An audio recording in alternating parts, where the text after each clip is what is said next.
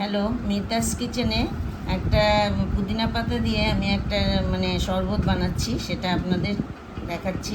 এই পুদিনা পাতা নিয়েছি কিছুটা, এটাকে আমি বেছে নিয়েছি ভালো করে, নিয়ে এবার জলে দিয়ে ভালো করে ধুয়ে নেব। 2-3 বার ভালো করে ধুয়ে নেব, নিয়ে তারপরে মিক্সিতে পেস্ট করে নেব। পুদিনাটা আমি এখন মিক্সিতে পেস্ট করে নেব। এটা বলো। সামান্য একটু জল দেব, দিয়ে পেস্ট করে নেব।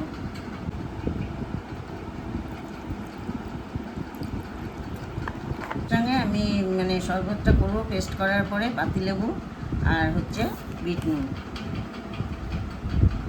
হ্যাঁ, পুদিনাটা এবার আমি ছেঁকে নেব।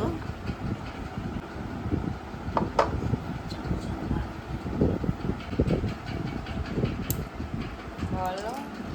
হ্যাঁ, আমি একটা লেবুর রস এর ভেতরে দিয়ে দিচ্ছি, পুদিনা পাতা।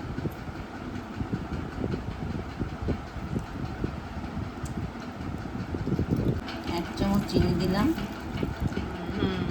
1 চামচ বিট নুন।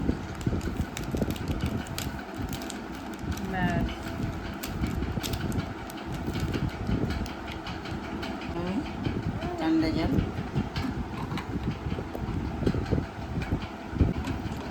2 গ্লাস ঠান্ডা জল আমি এর মধ্যে দিয়ে দিলাম।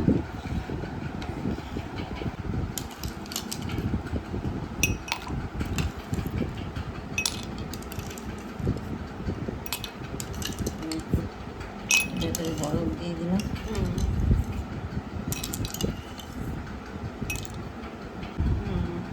পুদিনা শরবত রেডি। গরমে দারুণ উপকার, এটা খেলে গরমটাও কম লাগবে। আপনারা করে দেখবেন বাড়িতে।